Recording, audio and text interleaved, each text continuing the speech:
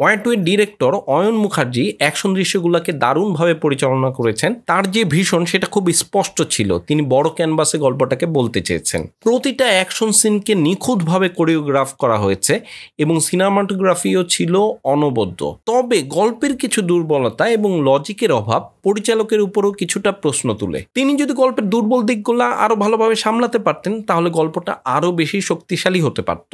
Framing, camera movement, visual tone সিনেমাটাকে একটি international look দিয়েছে। বিভিন্ন লোকেশনে শুট হওয়া দৃশ্যগুলো ছিল চোখ ধাঁধানো, আর ছবির যে বিশালতা সেটাকে অনেক বাড়িয়েছে।